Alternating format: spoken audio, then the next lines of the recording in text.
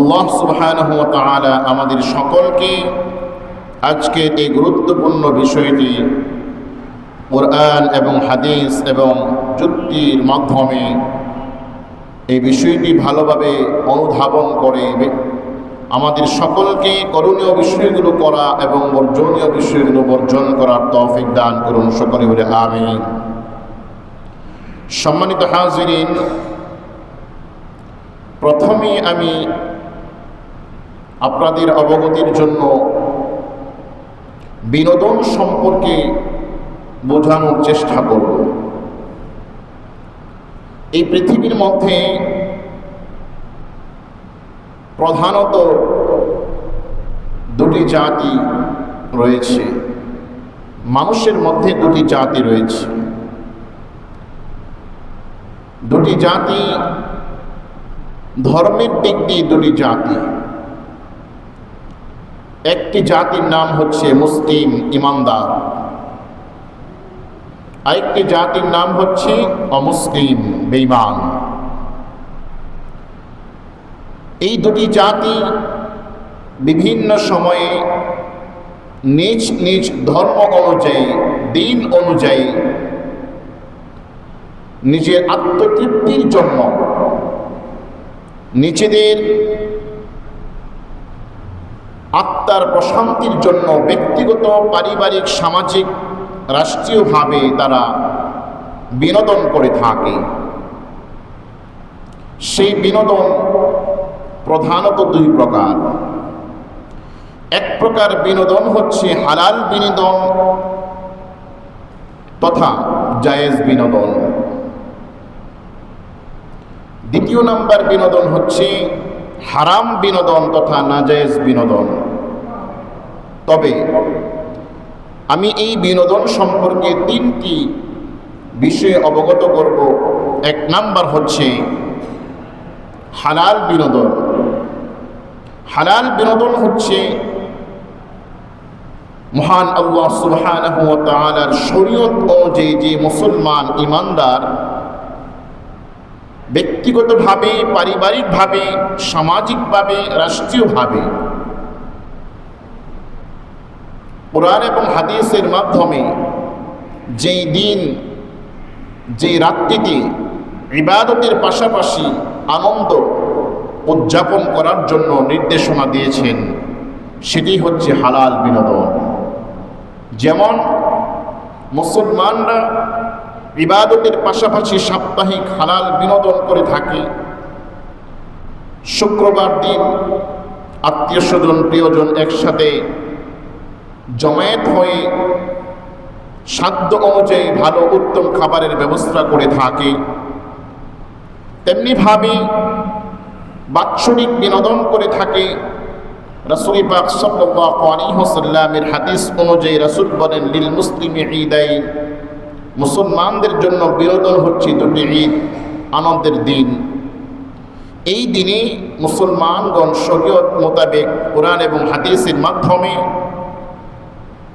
ইবাদতের পাশাপাশি আত্মীয় স্বজন, প্রিয়জন একসাথে কিংবা একে অপরের বাড়িতে হাদিয়া, উপঢৌকন ইত্যাদি পাঠানোর মাধ্যমে নিজেরা আনন্দ উপভোগ করে থাকে। এগুলো হচ্ছে হালাল বিনোদন, জায়েজ বিনোদন, আর করে থাকে মুসলমান ইমানদার আল্লাহ রাব্বুল আলামিনের খাস বান্দা বান্দিগণ। এবার আসুন, হারাম বিনোদন কাকে বলে? হারাম বিনোদন যেটা নাজায়েজ, সেটা একমাত্র করে থাকে অমুসলিম, কাফির, মুশরিক, ইহুদি এবং খ্রিস্টান জাতিরা। তারা দৈনিক কিংবা সাপ্তাহিক কিংবা বাৎসরিক তাদের অনেক দিবস রয়েছে এবং তারা বিনোদন করে থাকে। যেমন তারা 31st নাইট উদযাপন করে থাকে। একটি বছর শেষ হওয়ার পর রাত 12টা বাজে, পরবর্তীতে যে বছরটা আসবে তারা সেই বছরকে গুনার মাধ্যমে, জিনা, ব্যভিচার, মদ ইত্যাদির মাধ্যমে স্বাগতম জানিয়ে থাকে। এভাবে তারা বড়দিন পালন করে এবং বিভিন্ন সময়ে বিভিন্ন দিবসকে তারা বিনোদনের নামে গুনার মাধ্যমে চালিয়ে যায়। এগুলো হচ্ছে হারাম বিনোদন, আর একমাত্র করে থাকে অমুসলিম, ইহুদি, খ্রিস্টান, মুশরিক জাতি। তৃতীয় নাম্বার বিনোদন হচ্ছে যেটা হালাল বিনোদন, কিন্তু অমুসলিমদের কৃষ্টি কালচার সে হালালের সাথে মিশ্রণ করে মুসলমান জাতি, যেটা হালালকে হারামে রূপান্তর করে। যেমন মুসলমান তাদের বিয়ের অনুষ্ঠান যেগুলো হালাল, কিন্তু হালালের সাথে হারাম মিশ্রণ করে। এভাবে নিজেদের ব্যক্তিগত কিংবা পারিবারিক অনুষ্ঠানে যেটা হালাল ছিল, কিন্তু অমুসলিমদের কৃষ্টি কালচার সংস্কৃতিকে গ্রহণ করার মাধ্যমে হারামে রূপান্তর করে। এভাবে কোনো একজন ব্যক্তি মৃত্যুবরণ করলে 4 দিন কিংবা 40 বাৎসরিক যেটা হিন্দুয়ানা সংস্কৃতি, সেই সংস্কৃতিকে গ্রহণ করে নির্দিষ্ট দিন তারিখ ঠিক করে 4 দিন কিংবা 40 কিংবা বাৎসরিক ওরসের মতো নিজের পিতা এবং মাতা মুরব্বিদের নামে আয়োজন করে থাকে, যেটা বেদআত। তাহলে তৃতীয় নাম্বার হচ্ছে হালাল বিনোদন, হালাল আনন্দ উদযাপন বিষয়টা, কিন্তু অপসংস্কৃতিক বিজাতিদের কৃষ্টি কালচার গ্রহণ করার মাধ্যমে হালালকে তারা হারামে রূপান্তর করে থাকে, এটাও হচ্ছে হারাম। তাহলে 3টি বিনোদন আমরা পেলাম। প্রথম নাম্বার হচ্ছে হালাল, যেটা একমাত্র মুসলমান শরীয়ত অনুযায়ী করে থাকে। দ্বিতীয় নাম্বার হচ্ছে হারাম, যেটা একমাত্র অমুসলিম করে থাকে। তৃতীয় নাম্বার হচ্ছে মুসলমান করে থাকে হালাল বিনোদন, কিন্তু সেটা অমুসলিমদের কৃষ্টি কালচার গ্রহণ করার মাধ্যমে, মিশ্রণের মাধ্যমে হালাল হারামে পরিণত হয়ে যায়। সম্মানিত হাজিরিন, হারাম বিনোদনের মধ্যে উল্লেখযোগ্য হলে, বর্তমান পৃথিবীর মধ্যে উল্লেখযোগ্য হল খেলা। হারাম বিনোদনের মধ্যে সবচেয়ে উল্লেখযোগ্য সেটা হচ্ছে খেলা। খেলার মধ্যে সবচেয়ে নিকৃষ্টতম খেলা হচ্ছে ফুটবল খেলা। সকলে বলেন, সবচেয়ে নিকৃষ্টতম খেলার নাম কি? জোরে বলেন, সবচেয়ে নিকৃষ্টতম খেলার নাম কি? ফুটবল খেলা। প্রশ্ন করতে পারেন যে হুজুর, খেলার মধ্যে নিকৃষ্টতম ফুটবল খেলা, এটা আপনার যুক্তি কি? উত্তর হচ্ছে, ফুটবল শুধু একটা খেলার নাম নয়। ফুটবল এটা যদি ব্যাখ্যা করি, বল তো বলে একটা গোল, 1 ফিট এরকম একটা গোল জাতীয় চামড়ার তৈরি, সেটাকে বলে বল, যেটা গোল থাকে। আর ফুট মানে পা, যেটা বল পায়ের সাথে মিশ্রিত হয়ে যেটা এদিক সেদিক করা হয়, একসময় গোল করা হয়, সেটার নাম হচ্ছে ফুটবল। সেটার নাম কি? পায়ের সাথে সম্পর্ক। আবার দেখেন, এই ফুটবল বলটা যখন হাতের সাথে লেগে যায়, তখন সেটাকে অপরাধ বলে বিবেচিত হয়। আবার একই বল যখন মাথার সাথে লাগে, সেটাকে আবার বাহবা দেওয়া হয়। কত নিকৃষ্টতম একটি খেলার নাম হচ্ছে ফুটবল খেলা। এবার আসেন যুক্তি কি? ফুটবল খেলাকে কেন্দ্র করে পৃথিবীর মধ্যে সবচেয়ে নিকৃষ্টতম কয়েকটি কাজ হয়ে থাকে। 1 নাম্বার কাজ হচ্ছে মদের আসর জমে যায়। ফুটবল খেলাকে কেন্দ্র করে যেখানে খেলা হয়, যে দেশে খেলা হয়, যে স্টেডিয়ামে খেলা হয়, সেই দেশের প্রত্যেকটা হোটেলের মধ্যে খেলাকে কেন্দ্র করে জমায়েত হয় এক শ্রেণীর মানুষ। বিশ্বের পৃথিবীর বিভিন্ন দিগন্ত থেকে মানুষ একত্রিত হয় খেলাকে দেখার জন্য। যখন তারা হোটেলে থাকে, তখন তারা ইচ্ছা মতো মদ পান করে। ঠিক কি ঠিক না বলেন? জোরে বলুন, ঠিক কি ঠিক না? 2 নাম্বার হচ্ছে ফুটবল খেলাকে কেন্দ্র করে যে দেশের মধ্যে, যে আবাসিক হোটেলের মধ্যে জমায়েত হয়, সেখানে নর্তকীদেরকে রাখা হয়, হোক সেটা মুসলিম রাষ্ট্র। নর্তকী না হলে, মদ না হলে তাদের ওই ফুটবল খেলা জমে না। তাহলে 2 নাম্বার অপরাধ হচ্ছে জিনার সাথে তারা লিপ্ত হয়। 3 নাম্বার, জোরপূর্বক ধর্ষণও, তারা ব্যভিচারও সেই সমস্ত মানুষ করে থাকে।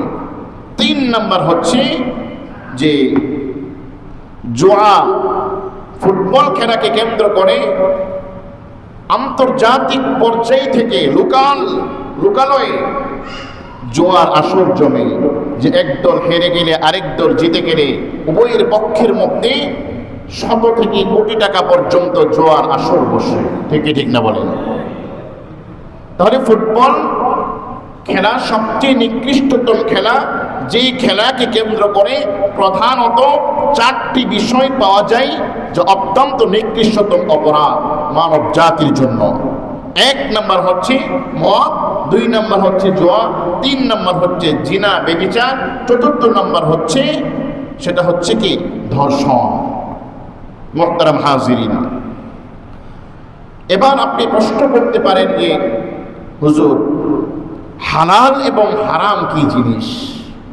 হালাল এবং হারাম কি জিনিস? আপনি তো হালাল এবং হারামের কথা বলেছেন বিনোদনের মধ্যে।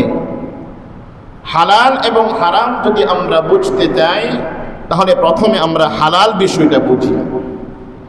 আমি আমার ভাষায়, আমি আমার গবেষণায় এতটুকু পেয়েছি মানুষকে বোঝানোর জন্য, হালাল হচ্ছে দুধ, হালাল হচ্ছে মধু, হালাল হচ্ছে মহান আল্লাহ সুবহানাহু ওয়া তাআলাকে সন্তুষ্ট করার মাধ্যমে জান্নাত অর্জন করা। ঠিক না বলেন?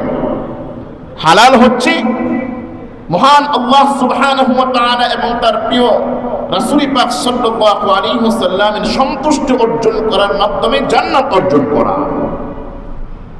আর হারাম হচ্ছে পায়খানা, হারাম হচ্ছে মূত্র, হারাম হচ্ছে শয়তানকে রাজি করে আল্লাহকে অখুশি করে জাহান্নামকে বেছে নেওয়া। জাহান্নামকে কি বেছে নেওয়া। বুঝতে পেরেছেন হালাল এবং হারামের পার্থক্য যুক্তির মাধ্যমে? হালাল এবং হারামের পার্থক্য এতটুকুই যে আল্লাহকে খুশি করে জান্নাত অর্জন করার নাম হচ্ছে হালাল, আর আল্লাহকে অখুশি করে শয়তানকে খুশি করে জাহান্নাম অর্জন করার নাম হচ্ছে হারাম। আল্লাহ রাব্বুল আলামিন আমাদের সকলকে হালাল পথে থেকে হালাল বিষয়গুলো মেনে আল্লাহকে খুশি করে জান্নাত কামাই করার তৌফিক দান করুন, আমিন। আল্লাহ যেন আমাদের সকলকে সকল অপকর্ম হারাম থেকে বেঁচে থাকার তৌফিক দান করুন, আমিন। মুহতারাম হাজিরিন, গত সপ্তাহে আলোচনা করেছিলাম একটি পয়েন্টে যে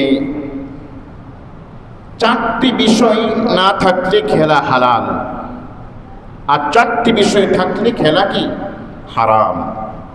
1 নাম্বার ছিল খেলা হালাল হওয়ার জন্য শারীরিক উন্নতি হওয়ার জন্য খেলা হওয়া। যে খেলায় আমি খেলি সেটার মধ্যে শারীরিক উন্নত শক্তিশালী হওয়া। 2 নাম্বার ছিল শরীয়তের কোনো বিধান লঙ্ঘিত না হওয়া, লঙ্ঘন না হওয়া। শরীয়তের কোনো বিধান লঙ্ঘন সেখানে হতে হবে না, শরীয়তের কোনো বিধান যেটা লঙ্ঘন না হয়। 3 নাম্বার হচ্ছে অর্থের অপচয় না হওয়া। অর্থের অপচয় কি না হওয়া। 4th নাম্বার হচ্ছে সে খেলার মধ্যে কোনো জুয়া বাজি ইত্যাদি না থাকা। এই 4টি বিষয় যেটার মধ্যে পাওয়া যাবে সেই খেলা হালাল, সেই খেলা শরীয়ত জায়েজ করেছেন। রাসূল পাক সাল্লাল্লাহু আলাইহি ওয়াসাল্লাম খেলা যে হালাল সেটাকে জায়েজ করেছেন। কোন ধরনের খেলা? শারীরিক গঠন শক্তিশালী হওয়ার জন্য সাঁতার খেলা, সাঁতার কাটার মধ্যে শারীরিক শক্তিশালী হওয়ার অনেক চিহ্ন কিংবা আলামত পাওয়া যায়। সাঁতার কাটতে গেলে দেখবেন আপনি আপনার শরীরের প্রত্যেকটা অঙ্গ প্রত্যঙ্গকে নাড়াতে হয়, যা শারীরিক গঠন হওয়ার জন্য অত্যন্ত কার্যকর। এভাবেই তীর নিক্ষেপ করা, বর্তমান খেলনার গুলি দিয়ে চিহ্নকে চিহ্নিত করা, যাতে করে যুদ্ধের ময়দানে এটা কাজে লাগে। তীর নিক্ষেপ করা, নির্দিষ্ট চিহ্নকে সেখানে কি লাগানো, সেই তীরটা, এটা হালাল বিনোদন। এভাবে স্ত্রী এবং স্বামী চাঁদের রাত্রিতে দৌড় প্রতিযোগিতা করা, এটাও একটা বিনোদন, হালাল বিনোদন, যা বিশ্বনবী জনাবে মুহাম্মদুর রাসূলুল্লাহ সাল্লাল্লাহু আলাইহি ওয়াসাল্লাম আম্মা জান আয়েশা রাদিয়াল্লাহু তাআলা আনহার সাথে তিনি চাঁদ রাত্রিতে বিনোদন করেছেন। আল্লাহ রাসূল সাল্লাল্লাহু আলাইহি ওয়াসাল্লাম বললেন, হে আয়েশা, চাঁদের রাত্রিতে চলো আমরা দৌড় প্রতিযোগিতা করি। আল্লাহ রাসূল কেন বলেছেন? তার প্রিয়তমা আমাদের আম্মা জান আয়েশাকে খুশি করার জন্য বলেছেন। আল্লাহ রাসূলের সাথে এমন কোন পুরুষ পৃথিবীর জমিনে নেই দৌড় প্রতিযোগিতায় জিতে যাবে। আল্লাহ রাসূল সাল্লাল্লাহু আলাইহি ওয়াসাল্লামের মধ্যে ছিল আল্লাহ রাব্বুল আলামিনের কুদরতি শক্তি। ইশারা করার সাথে সাথে যে কেউ ধ্বংস অনিবার্য। আল্লাহ রাসূল সাল্লাল্লাহু আলাইহি ওয়াসাল্লাম দৌড় দিয়েছেন। আম্মা জান আয়েশা রাদিয়াল্লাহু তাআলা আনহা তিনি দৌড় দিয়েছেন। প্রাথমিক পর্যায়ে বিশ্বনবী জনাবে মুহাম্মদ সাল্লাল্লাহু আলাইহি ওয়াসাল্লাম তিনি কি এগিয়ে গিয়েছেন। পরবর্তীতে ইচ্ছাকৃতভাবে আমাদের প্রিয় নবী মুহাম্মদ সাল্লাল্লাহু আলাইহি ওয়াসাল্লামের চলার গতিটা তিনি ধীর গতিতে চালিয়ে দিলেন, যাতে করে আমাদের মা আম্মা জান আয়েশা রাদিয়াল্লাহু তাআলা আনহা বিশ্বনবীর স্ত্রী তিনি দৌড় প্রতিযোগিতায় এগিয়ে যান, জিতে যান। বলেন সুবহানাল্লাহ। এটা ছিল হালাল বিনোদন, যেটা স্ত্রী এবং স্বামীর মধ্যে হতে পারে। তা আমরা তো বর্তমানে আমাদের স্ত্রীর সাথে ভালোভাবে কথাও বলি না, কিন্তু এটা উচিত নয় স্ত্রীর সাথে বিনোদন করা, হালাল বিনোদন করা। শুধুমাত্র প্রয়োজনের সময় স্ত্রীর সঙ্গে কথা বলা কিংবা বিশেষ প্রয়োজনে তারকে ব্যবহার করা, আর অন্য কোনো কাজ তার সাথে করা যাবে না, ঘুরতে যাওয়া যাবে না, হালাল বিনোদন করা যাবে না, এই নীতি ইসলাম সাপোর্ট করে না। আল্লাহ রাব্বুল আলামিন আমাদের প্রত্যেক স্বামীদেরকে স্ত্রীর সাথে উত্তম থেকে উত্তম ব্যবহার করার তৌফিক দান করুন, আমিন। সম্মানিত হাজিরিন, অত্যন্ত দুঃখের বিষয়, পরিতাপের বিষয়, বর্তমান পৃথিবীর মধ্যে এই খেলাকে কেন্দ্র করে, বিশেষ করে ফুটবল বিশ্বকাপকে কেন্দ্র করে পুরা পৃথিবী আজ গুনার মধ্যে নিজেকে উপস্থাপন করেছে। এজন্য বাংলাদেশের অন্যতম আলেমে দ্বীন, মুখলিস, মুদাব্বির, মুহাক্কিক, মুসান্নিফ হযরত মাওলানা আবু তাহের মিসবাহ দামাত বারকাতুহুম তিনি বলেছেন, খেলার নামে এখন খেলার নামে এখন খেলা চলতেছে পৃথিবীর জমিনে, যেটা অত্যন্ত দুঃখের বিষয়। তিনি এই কথা বলে এটা বোঝাতে চাচ্ছেন যে খেলা তো খেলবে অমুসলিম, যত রকম হারাম খেলা আছে পৃথিবীর জমিনে সমস্ত খেলা তো খেলবে অমুসলিম, কিন্তু মুসলমান সেই খেলার মধ্যে কেন অংশগ্রহণ করবে? কেন মুসলমান সময়কে অপচয় করে খেলার খবর নেবে? কেন মুসলমান তাদের অমূল্য সম্পদ সময়কে অপচয় করে খেলার মধ্যে নিজেকে উপস্থাপন করবে?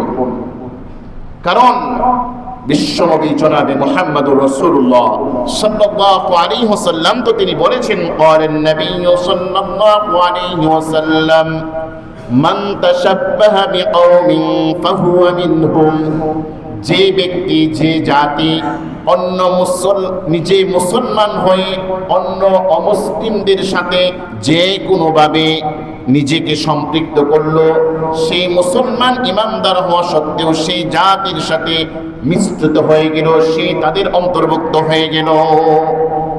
তাহলে আমরা মুসলমান হয়ে, আমরা ইমানদার হয়ে বিজাতিদেরকে আমরা সাপোর্ট করতেছি, আমরা মুসলমান হয়ে বিজাতীয় দলের খেলোয়াড়দেরকে আমরা ভালোবাসতেছি, অথচ এটা অনুচিত ছিল। এটা কোনোভাবেই এটা কি মানা যায় না। কারণ কোনো মুসলমান কোনো খেলোয়াড় কিংবা দলকে কখনো ভালোবাসতে পারে না। কোনো মুসলমান কোনো দলের জার্সি বা পতাকে নিচের গায়ে কিংবা গাছের মধ্যে বিল্ডিং এর মধ্যে টানাতে পারে না। কোনো মুসলমান কোনো খেলোয়াড়ের কাটিনে চুল কাটতে পারে না। কোনো মুসলমান গভীর রজনীতে নিজের আরামের ঘুমকে হারাম করে, গভীর রজনীতে আরামের ঘুমকে হারাম করে তাহাজ্জুদ করা উচিত ছিল, সেটাকে ত্যাগ করে গভীর রজনীতে অমুসলিমদের খেলাকে সে দেখতেছে, শুনতেছে, খবর নিতেছে। এটা কোনো মুসলমানের উচিত হয়নি। কোনো মুসলমানের কোনো খেলা খেলুক, কোনো খেলাকে কেন্দ্র করে মদ, জুয়া কিংবা অন্য কোনো অপরাধের সাথে লিপ্ত হওয়া কোনোভাবেই উচিত না। কোনো মুসলমান এই খেলাকে কেন্দ্র করে ধর্ষণ, ব্যভিচার, জিনার মধ্যে লিপ্ত হওয়া কোনোভাবেই এটাকে মানা যায় না। এভাবে কোনো মুসলমান এভাবে নিজের অমূল্য সম্পদকে নষ্ট করে, এভাবে অর্থকে অপচয় করে, মহান আল্লাহ রাব্বুল আলামিনকে অখুশি করে, শয়তানকে খুশি করে কোনোভাবেই সে তার অর্থ কিংবা তার সময়কে অপচয় করে এভাবে তার জীবনকে পরিচালনা করা উচিত নয়। মুহতারাম হাজিরিন, একজন মানুষ, একজন মুসলমান, আল্লাহর গোলাম, সে নিজেকে প্রশ্ন করতে পারে যে আমি তো মুসলমান, আমার উপর মহান আল্লাহ রাব্বুল আলামিনের কি বিধান রয়েছে আল্লাহ রাব্বুল আলামিনের পক্ষ থেকে। সে বিধান অনুযায়ী আমি নিজেকে রাঙাই, নিজে রঙিন হয় আল্লাহর রঙে। সিবগাতাল্লাহ ওয়া মান আহসানু মিনাল্লাহি সিবগা। আল্লাহর রঙের চেয়ে আর কোন কালারটা, আল্লাহর নবীর গুণের চেয়ে আর কোন মানুষের গুণটা নিজেকে গুণান্বিত করতে পারে? আল্লাহর গুণের চেয়ে, আল্লাহর রঙের চেয়ে কোন ব্যক্তির রঙে নিজেকে রাঙাতে পারে? এটা কোশ্চিনকালেও সম্ভব নয়। কারণ ওমান আহসানু মিনাল্লাহি সিবগা, আল্লাহর রঙই হচ্ছে সবচেয়ে উত্তম গুণ, উত্তম রং। আল্লাহ নবী মুহাম্মদ সাল্লাল্লাহু আলাইহি ওয়াসাল্লামের সুন্নতই হচ্ছে সবচেয়ে উত্তম গুণ, নিজেকে গুণান্বিত করার অন্যতম মাধ্যম। এজন্য কোনো মুসলমান নিজে কোনো অমুসলিম দেশকে সাপোর্ট করতে পারে না, অমুসলিম দেশের কোনো খেলোয়াড়কে সাপোর্ট করতে পারে না। এটা মানা যায় না, এটা মানা যায় না, মানতে পারা যায় না। একজন মুসলমান আজ অমুসলিম দেশকে সাপোর্ট করতেছে, অমুসলিম দেশের পতাকাকে নিজের বিল্ডিং এর সর্বোচ্চ চূড়ার মধ্যে থেকে উড়ানোর জন্য চেষ্টা করতেছে। এটা কি কোনো মুসলমান সাপোর্ট করতে পারে না? এটা ঈমান এবং ঈমান যাওয়ার মধ্যে একটা কি পার্থক্য হয়ে যায়। এজন্য কোনো মুসলমান কোনো দলকে সাপোর্ট করতে পারে না, কোনো খেলোয়াড়কে সাপোর্ট করতে পারে না। কোনো মুসলমান দল তো সাপোর্ট করা, খেলোয়াড়কে তো সাপোর্ট করা, তার জার্সি নিজের শরীরের মধ্যে জড়াবে, এটা কোশ্চিনকালেও হতে পারে না, এটা মানা যায় না। ঈমান চলে যাওয়ার আশঙ্কা রয়েছে, ঈমান চলে যাবে, তার প্রমাণ সামনে আসতেছে। মুহতারাম হাজিরিন, এভাবে পতাকা টাঙায় আজ অলিতে গলিতে যুবক, শিশু, কিশোর জার্সি ক্রয় করতেছে, ব্যাংক থেকে সস্তা জার্সি ক্রয় করতেছে। যাদের অর্থ আরো ভালো আছে, উন্নত জার্সি তারা ক্রয় করে নিজের গায়ের মধ্যে জড়ায়, নিজেকে বলতেছে আমি নেইমার, আমি মেসি, আমি রোনাল্ডো ইত্যাদি প্রমাণ করতেছে। অথচ এই কথা বলে না আমি যে বিশ্ব নবী জনাবে মুহাম্মদ সাল্লাল্লাহু আলাইহি ওয়াসাল্লামের উম্মত, আমি তো খালিদ বিন ওয়ালিদের উত্তরসূরি, আমি হাসান হোসেনের অনুগামী, আমি তো হযরত আলী, হযরত উসমান, হযরত আবু বকর, হযরত ওমরের উত্তরসূরি।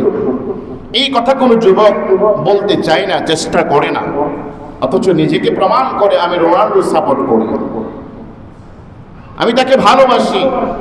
এভাবে নিজের দলের খেলোয়াড়ের কাটিংয়ে চুল কেটে, নিজের দলের বিভিন্ন খেলোয়াড়ের কাটিংয়ে চুল কাটে। অবস্থা এরকম যে তাদের চুলের কাটিং কি শয়তান পর্যন্ত সেলুট কিংবা আত্মসমর্পণ করে যে আমি শয়তান হয়ে আমি নিজে কল্পনা করতে পারি না আমার চুলের কাটিং এরকম হবে। শয়তান মনে হয় আত্মসমর্পণ করে ওই সমস্ত খেলোয়াড়দের কাটিনে চুল দেখে সর্বদিক দিয়ে কি চুল নাই, মাথায় অল্প একটু রাখছে, আবার মাথার উপরে নাই এদিক দিয়ে একটু রাখছে, আবার কোনো দিক দিয়ে চুল নাই, এখানে নৌকার মতো বানাইছে। মানে শয়তান পর্যন্ত তাদের কাছে আত্মসমর্পণ করেছে। আমি তো শয়তান হয়ে কল্পনা করতে পারি না এরকম শয়তানি, নাউজুবিল্লাহ পড়ে। আজ মুসলমানের সন্তান হয়ে, যুবক হয়ে ওই রকম কাটিং আজ তাদের মাথার মধ্যে দেখা যাচ্ছে। সোশ্যাল মিডিয়াতে দেখলাম যে একদল মানুষ 12 বছরের কিছু বাচ্চাদেরকে একত্রিত করে তাদের চুলের কাটুন ব্রাজিলিয়ান খেলোয়াড়দের কাটিংয়ে চুল কাটাইছে, এখানে একটু, ওইখানে একটু, ওইখানে নাই, এখানে আছে। আশ্চর্য, এরা মুসলমানের সন্তান, এরা ভবিষ্যতে মুসলমানের পতাকাবাহী হবে। আর তাদের এই অবস্থা হলে ভবিষ্যৎ প্রজন্ম কোথায় যাবে?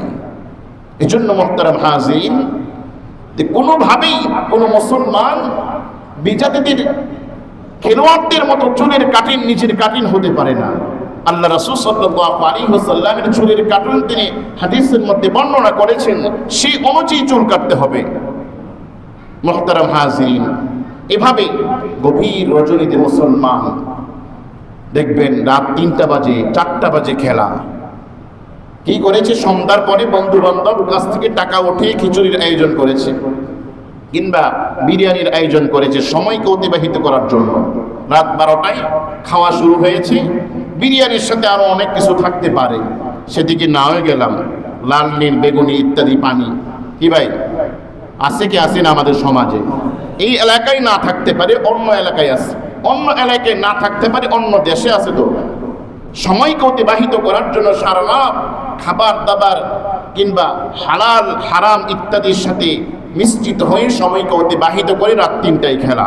3টা থেকে 3:30, 4টা, 5টা, 5:30, 6টা, এভাবে কি খেলার সাথে নিজের জীবনকে জড়িয়ে হারামের সাথে মিশ্রণ করে আল্লাহর দেওয়া রাত যেটা ঘুমের মধ্যে কাটানো উচিত ছিল সেভাবে না কাটে শয়তানকে রাজি করেছে, শয়তানকে খুশি করেছে, নিজের অমূল্য সম্পদ সময়কে নষ্ট করে তারা রাত জেগে খেলা উদযাপন করেছে। মুহতারাম হাজিরিন, এই হচ্ছে আমাদের সমাজের চিত্র, আমাদের দেশের চিত্র। এভাবে আমাদের বিশ্বের মুসলমানদের অবস্থা। মুহতারাম হাজিরিন, এভাবে অর্থ অপচয় করতেছে। কিভাবে অর্থ অপচয় করতেছে? আল্লাহর দেওয়া সহায় সম্পদ আমাকে, আপনাকে, আমাদেরকে আল্লাহ রাব্বুল আলামিন কম বেশ সকলকে দিয়েছেন। এই যে আমি একটা জার্সি কিনলাম 100 টাকা দিয়ে, আমি আমার 80, 90, 100, 150 টাকা দিয়ে আমি পতাকা কিনলাম, অর্থ, এটা কি অর্থের অপচয় হচ্ছে না? বলে অর্থের অপচয় হচ্ছে না? চিন্তা করুন, দেখুন একজন মানুষ কতটুকু ভালোবাসে তার দলকে, তার ওই দলের পতাকাকে, ওই দেশের পতাকাকে। বাংলাদেশের একজন মানুষ 9 মাইল পর্যন্ত এত বিস্তৃত আর্জেন্টিনার পতাকা সে বানিয়েছে 5 লক্ষ টাকা খরচ করে। চিন্তা করা যায়? 2 লক্ষ টাকা নগদ ছিল, কাপড় কিনেছে বিশাল, 2 লক্ষ টাকা দিয়ে 3 মাইল 4 মাইল হয়েছে। না, 4 মাইল দিয়ে হবে না, আমাকে বিশ্ব মানচিত্রের মধ্যে অথবা বিশ্বের মধ্যে 1 নম্বর আমাকে হতে হবে। যে আর্জেন্টিনার দেশকে কিংবা তার দলকে, তার পতাকাকে এতই বেশি ভালোবাসি, নিজের জমিন বিক্রি করে 3 লক্ষ টাকা আবার জুগিয়েছে, আবার কাপড় কিনে বিশাল পতাকা 9 মাইল পর্যন্ত, প্রায় কত কিলোমিটার, 14 থেকে 15 কিলোমিটার বিস্তৃত বিশাল এক আর্জেন্টিনার পতাকা বানিয়েছে। আমি বলবো সে পতাকা বানাই নাই, সেই পতাকাকে ক্রয় করে নাই, সে অর্থের অপচয় করে পতাকা নামক জাহান্নামকে সে ক্রয় করেছে। ঠিক কিনা বলেন? ঠিক কিনা বলেন? এই হচ্ছে আমাদের সমাজের মানুষের চিত্র, অবস্থা, তাদের মেন্টালি। আল্লাহ রাব্বুল আলামিন দিয়েছেন বিবেক, সেই বিবেককে তারা পিছনে রেখে আবেগকে তারা বাস্তবায়ন করতে চেষ্টা করতেছে। ঠিক কিনা? আবার দেখেন, আমি আমার দলকে ভালোবাসি, এতই ভালোবাসি ব্রাজিলকে, ব্রাজিলের পতাকাকে দিয়েছে এক পিচ্ছিকে গাছের মধ্যে উঠিয়ে দিয়েছে। যা, পতাকাকে গাছের চূড়ার মধ্যে টানিয়ে দিয়ে যেই উঠেছে, গাছের সাথে ছিল কারেন্টের লাইন। মুহূর্তের মধ্যে সেই শিশু 14 বছর 12 বছরের বাচ্চাটা জলে পড়ে ছারখার হয়ে গিয়েছে। এই তো 4-5 দিনের আগের ঘটনা। এরকম ঘটনা অতীতে অনেক হয়েছে এবং এখনো হচ্ছে। এই খেলাকে কেন্দ্র করে দলে দলে পাড়ায় পাড়ায় বন্ধুর মধ্যে ঝগড়া হয় কি হয় না? এক দল আরেক দলের সাথে মারামারি হয় কি হয় না? অন্য দেশে না হোক, অন্তত পক্ষে আমার এই সোনার বাংলাদেশে হয়, আমার এই সোনার বাংলাদেশে হয়। বিশেষ করে আর্জেন্টিনা এবং ব্রাজিল একদল আরেক দলকে কিভাবে ঘায়েল করে, যে আর্জেন্টিনা বলে তুমি তো অর্থাৎ 7 আপ, আর সেই দলে বলে তুমি তো হ্যান্ড, অর্থাৎ ম্যারাডোনা হাত দিয়ে গোল করেছে। এইভাবে তারা বিতর্ক সৃষ্টি করে এক পর্যায়ে হাতাহাতি, মারামারি, খুনাখুনি, নিহত হয়েছে কি হয় নাই? অনেক ইতিহাস আমাদের সমাজের মধ্যে আছে। মুহতারাম হাজিরিন, এভাবে খেলাকে কেন্দ্র করে অনেক জিনার সাথে লিপ্ত হয়, অনেক ব্যভিচারের সাথে লিপ্ত হয়। এই যে একটা অবস্থা আমাদের সমাজের মধ্যে বিরাজমান হবে, যেহেতু খেলা শুরু হয়ে গিয়েছে অলরেডি।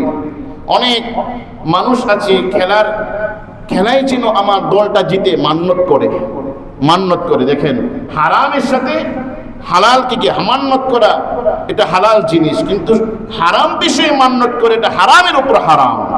এটা কি হারামের উপর হারাম। এভাবে তার জন্য দোয়া করে, হুজুর দোয়া করেন আমার দলটা যেন আজকে জিতে, হুজুর দোয়া করেন বাংলাদেশ যেন অস্ট্রেলিয়ার সাথে ক্রিকেটে জিতে। 2 দিন তো অস্ট্রেলিয়াকে একবারে ধুলাই করেছে, এখন হুজুর দোয়া করেন অস্ট্রেলিয়া যেন তৃতীয় ওয়ানডেটা জিতে, হোয়াইট ওয়াশ করে। কথা বুঝে আসছে? এই হচ্ছে আমাদের সমাজের চিত্র। বড় দুঃখের বিষয় মুহতারাম হাজিরিন। এভাবে যদি আমাদের মেন্টালি, আমাদের ব্রেন তাদের প্রতি অপচয় হয়, তাদের প্রতি খরচ হয়, তাহলে আমাদের আখিরাত কিরকম হবে? আমাদের আখিরাত বরবাদ হয়ে যাবে। রাসূল পাক সাল্লাল্লাহু আলাইহি ওয়াসাল্লাম তো হাদিসের মধ্যে ইরশাদ করেন, মান তাশাব্বাহা বিকওমিন ফাহুয়া মিনহুম, যে মুসলমান অমুসলিমদের কোন বিষয়ের প্রতি সে ভালোবাসত, ঝুঁকে গেল, সে তো তাদের অন্তর্ভুক্ত হয়ে গেল। এভাবে রাসূল বলেন, আল-মারউ মা মান আহাব্বা, যে যাকে ভালোবাসত সে তার সাথে কিয়ামতের দিন তার অবস্থা হবে। আমি মুসলমান হয়ে অমুসলিমদেরকে ভালোবাসলাম। যেই দল পৃথিবীর মধ্যে সবচেয়ে নিকৃষ্টতম দল হচ্ছে আর্জেন্টিনা এবং ব্রাজিল। কোন দিক দিয়ে? বেঈমানের দিক দিয়ে। আর্জেন্টিনা এমন এক দেশ, পুরুষের সাথে জেনা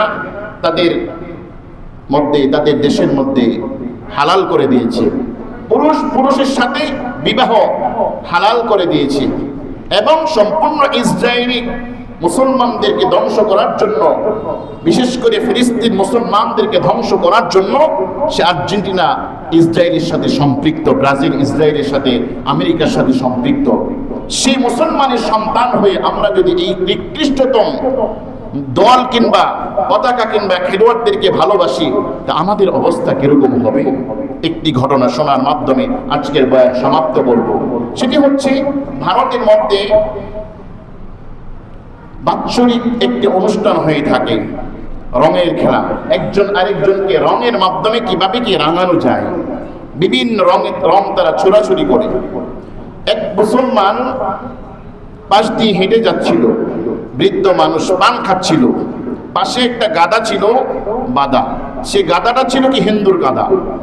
এখন সেই বৃদ্ধ পান খাচ্ছে আর বলতেছে যে, হিন্দুরা, তোদের মালিকরা তো একজন আরেকজনকে রাঙাচ্ছে, তোরে কে রাঙাবে?